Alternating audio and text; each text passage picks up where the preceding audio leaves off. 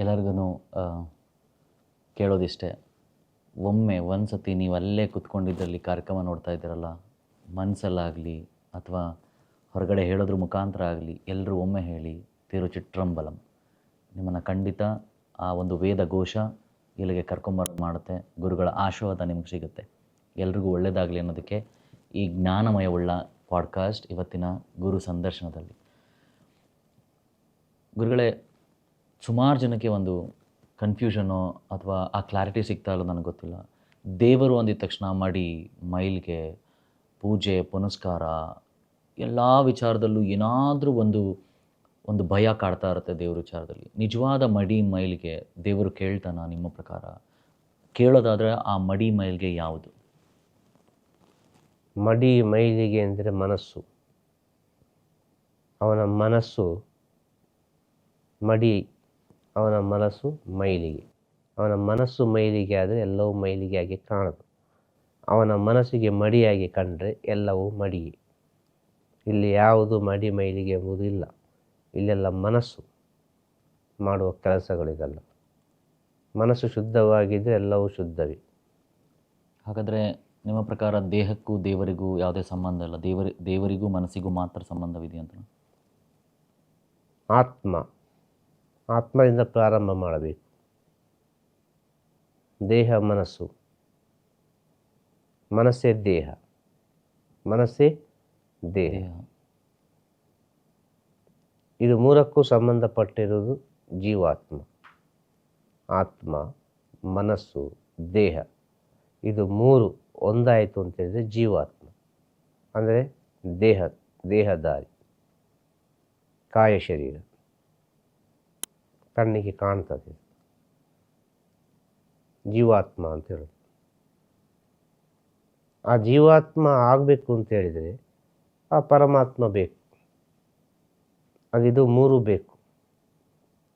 ಆಗ ಭಗವಂತ ಸತ್ಯವನ್ನು ಎಲ್ಲಿಟ್ಟ? ಮಾಯದ ಒಳಗಿಟ್ಟ. ಆ ಮಾಯವೇ ಮನಸ್ಸು. ಆ ಮಾಯದ ಇನ್ನೊಂದು ರೂಪವೇ ದೇಹ. ಆಗ ಯಾವುದಕ್ಕೆ ಸಂಬಂಧ ಭಗವಂತನಿಗೆ? ಮನಸ್ಸಿನ ಸಂಬಂಧವ, ಆತ್ಮದ ಸಂಬಂಧವ, ದೇಹದ ಸಂಬಂಧವ? ಆತ್ಮ ಇದ್ದರೆ ತಾನೇ ದೇಹಕ್ಕೆ ಬೆಲೆ. ನಿಜ. ಆಗ ಮೂಲ ಹುಡುಕ್ತಾ ಹೋಗುವಾಗ ಅದು ಆತ್ಮಕ್ಕೆ ಸಂಬಂಧಪಟ್ಟ ವಿಚಾರ ಭಗವಂತ ಅಂತ ಹೇಳಿದರೆ. ಮನಸ್ಸು ಎಂಬುದು ನಮ್ಮ ಕರ್ಮ ಮತ್ತು ಋಣವನ್ನು, ಆತ್ಮದ ಆಸೆಯನ್ನು ಸಾವಿರ ರೀತಿಯಲ್ಲಿ ಅದು ಒಂದು ಕಡೆಗೆ ತಗೊಂಡು ಹೋಗುವುದು ಮನಸ್ಸು. ಆತ್ಮದ ಒಂದು ಆರ್ಡರ್ ಇರ್ತದೆ ಆತ್ಮಕ್ಕೆ, ನನಗೆ ಗುರುಗಳ ಹತ್ರ ಹೋಗಬೇಕು ಅಂತೇಳಿ ಆತ್ಮ ಹೇಳ್ತದೆ. ಒಳಗಿಂದ ಒಂದು ವಿಷಯ ಹೇಳ್ತದೆ, ಅದಕ್ಕೆ ತಕ್ಕವಾಗಿ ಈ ಮನಸ್ಸು ಓಡ್ತದೆ. ಆ ಮನಸ್ಸು ಓಡ್ತಾ ಓಡ್ತಾ ಓಡ್ತಾ ಒಂದು ದಿನ ದೇಹವೇ ಓಡ್ತದೆ ಅಲ್ಲಿಗೆ. ಕೆಲವರಿಗೆ ಗಂಟೆಗಳು, ಕೆಲವರಿಗೆ ದಿನಗಳು, ಕೆಲವರಿಗೆ ವರ್ಷಗಳು, ಕೆಲವರಿಗೆ ಅದೆಷ್ಟೋ ವರ್ಷಗಳು, ಇನ್ನು ಕೆಲವರಿಗೆ ಜನ್ಮಗಳು.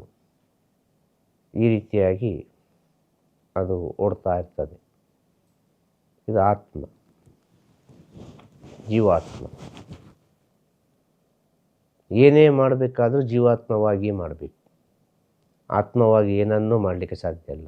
ದೇಹ ಇಲ್ಲದೆ ಏನನ್ನೂ ಮಾಡಲಿಕ್ಕೆ ಸಾಧ್ಯ ಇಲ್ಲ. ಹಾಗಾದರೆ ದೇಹ ಕೂಡ ಎಷ್ಟು ಮುಖ್ಯ, ಮಾಯ ಕೂಡ ಎಷ್ಟು ಮುಖ್ಯ. ಮಣ್ಣಲ್ಲಿ ಮಣ್ಣಾಗಿ ಹೋಗುವ ದೇಹ, ಆ ದೇಹ ಇದ್ದರೆ ತಾನೇ ಏನಾದರೂ ಸಾಧನೆ ಮಾಡಲಿಕ್ಕೆ ಸಾಧ್ಯ. ಆದ ಕಾರಣ ತಾನೇ ಬೃಂದಾವನ, ಅಧಿಷ್ಠಾನ, ಗದ್ದುಗೆ, ಮತ್ತೆಂತ ಸಮಾಧಿ, ಸಾವಿರ ರೀತಿಯಲ್ಲಿ ಹೇಳ್ತಾರಲ್ಲ. ಆ ಆತ್ಮ ಅಷ್ಟು ಪವಿತ್ರವಾಗಿ ಒಂದು ಸೇವೆ ಮಾಡಿದೆ ಈ ದೇಹದಲ್ಲಿ. ಅಂಥ ಆತ್ಮ ಈ ದೇಹದಲ್ಲಿ ಕೂತುಕೊಂಡ್ರೆ ಈ ದೇಹಕ್ಕೆ ಒಂದು ಬೆಲೆ ಇರಬೇಕು ಅಂತೇಳಿ ಈ ಸ್ಥಿತಿಯನ್ನೆಲ್ಲ ಕೊಟ್ಟರು. ಆಗ ನಾವು ಅದಕ್ಕೋಗಿ ನಮಸ್ಕಾರ ಮಾಡ್ತೇವೆ.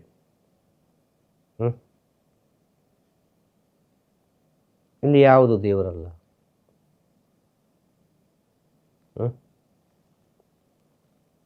ನೀನು ಯಾವ ರೀತಿ ತಗೊಳ್ತೀಯ ಆ ರೀತಿ ಭಗವಂತ.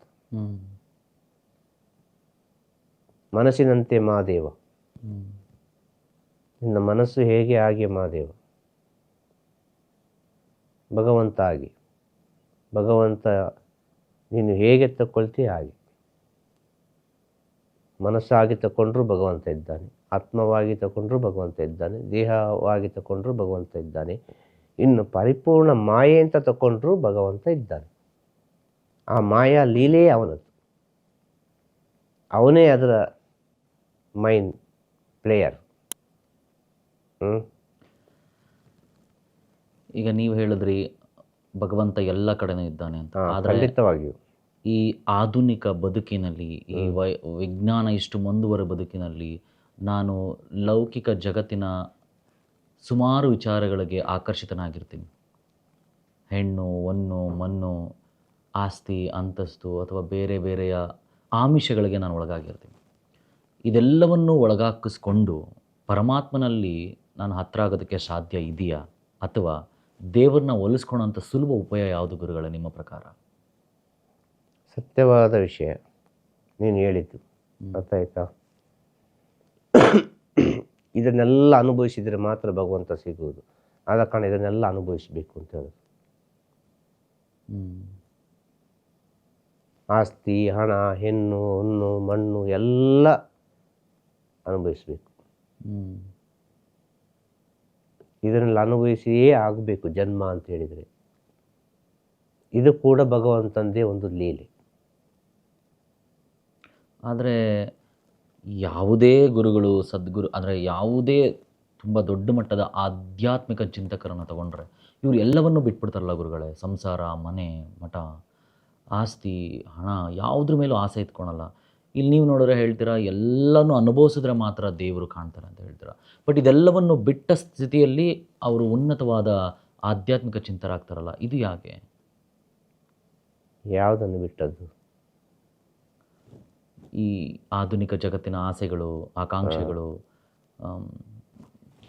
ಯಾವುದೇ ವಿಚಾರದಲ್ಲಿ ಆಮಿಷಕ್ಕೆ ಆಗದಿರ ಎಲ್ಲವನ್ನೂ ಬೇಡ ತ್ಯಜಿಸಿ. ಈಗ ನಾನು ನಿಮ್ಮನ್ನೇ ತಗೊಂಡ್ರು, ನೀವು ಶೂನ್ಯ ಮಾರ್ಗದಲ್ಲಿರ್ತೀರ, ಏನಕ್ಕೂ ನೀವು ಆಸೆ ಪಡಲ್ಲ, ಯಾವುದು ಬೇಡ ಅಂತಾನೆ ಹೇಳ್ತೀರಾ. ಎಲ್ಲವನ್ನೂ ಬಿಟ್ಟಂತ ನೀವು ಇವತ್ತು ಗುರುಸ್ಥಾನದಲ್ಲಿ ಎಲ್ಲರಿಗೂ ಮಾರ್ಗದರ್ಶನ ಕೊಡ್ತಾ ಇದ್ದೀರಾ, ಅಖಿಲಾಂಡ ಕೋಟಿ ಬ್ರಹ್ಮಾಂಡವನ್ನೇ ಅರ್ಥಕೊಂಡಿದ್ದೀರಾ. ಎಲ್ಲದರ ಜೊತೆ ಇರೋದಕ್ಕೆ ಆಗುತ್ತಾ, ಅಥವಾ ಎಲ್ಲವನ್ನು ಬಿಟ್ಟರೆ ಈ ಸ್ಥಿತಿಗೆ ಹೋಗ್ಬೋದಾ? ಯಾಕಂದರೆ ಇಲ್ಲಿ ದೇವ್ರನ್ನ ನೀವು ಕಾಣ್ಬೋದು ಅಂತಲೂ ಹೇಳ್ತಿದ್ದೀರಾ. ಖಂಡಿತವಾಗಿ ಹೇಳೋದು ಕೇಳೋದು, ಎಲ್ಲರಲ್ಲಿಯೂ ದೇವರಿದ್ದಾನೆ. ಒಂದು ವಿಚಾರ, ಜ್ಞಾನ ಆಗಬೇಕು ಅಂತ ಹೇಳಿದರೆ ಇದು ಸಾಧನೆ ಮಾಡಿ ಆಗುವುದಲ್ಲ. ಇದು ಜನ್ಮ ಜನ್ಮದ ಪುಣ್ಯದಿಂದ ಸಿಗುವಂಥ ವರಪ್ರಸಾದ. ಎಲ್ಲರಿಗೂ ಸಿಗುವುದಿಲ್ಲ. ಏನು ಸರ್ಕಸ್ ಮಾಡ್ಬೋದು, ಏನು ಬೇಕಾದರೂ ಸಾಧನೆ ಮಾಡ್ಬೋದು, ಸಿಗುವುದಿಲ್ಲ. ಅದು ಯಾರಿಗೆ ಸಿಗಬೇಕು ಅವರಿಗೆ ಸಿಗುವುದದು. ಅದು ಒಂದು ವಿಚಾರ ಸಿಕ್ಕಿತ್ತು ಅಂತೇಳಿ ಆದರೆ ಅವ ಮತ್ತೆ ಏನು ಮಾಡಬೇಕಾಗಿಲ್ಲ, ಎಲ್ಲ ತನ್ನಿಂತಾನಾಗಿ ಆಗುವುದು. ಪ್ರತಿಯೊಂದು ವಿಷಯ ಹೇಳೋದು ಅರ್ಥ ಆಯ್ತು ಹೇಳೋದು ನಿಮಗೆ? ಎಲ್ಲ ತನ್ನಿಂತಾನಾಗೆ ಆಗುವುದು. ಇನ್ನು ಭಗವಂತನ ಒಲಿಸ್ಕೊಳಕ್ಕೆ ಒಂದು ಸುಲಭ ದಾರಿ ಯಾವುದು? ಅದೇ ಹೇಳಿದ್ನಲ್ಲ, ಎಲ್ಲವನ್ನು ಅನುಭವಿಸು. ಹೆಣ್ಣು, ಹೊನ್ನು, ಮಣ್ಣು ಎಲ್ಲವನ್ನು ಅನುಭವಿಸುವಾಗ ನಿನ್ನ ಆಸೆ ಎಲ್ಲ ತನ್ನಿಂತಾನಾಗಿ ಮುಗೀತದೆ. ಆಸೆಯನ್ನು ಬಲವಂತವಾಗಿ ಕಟ್ಟಿಕೊಂಡು ಭಗವಂತನನ್ನು ನೋಡಿಕೊಳ್ಳಿಕ್ಕೆ ಆಗುವುದಿಲ್ಲ.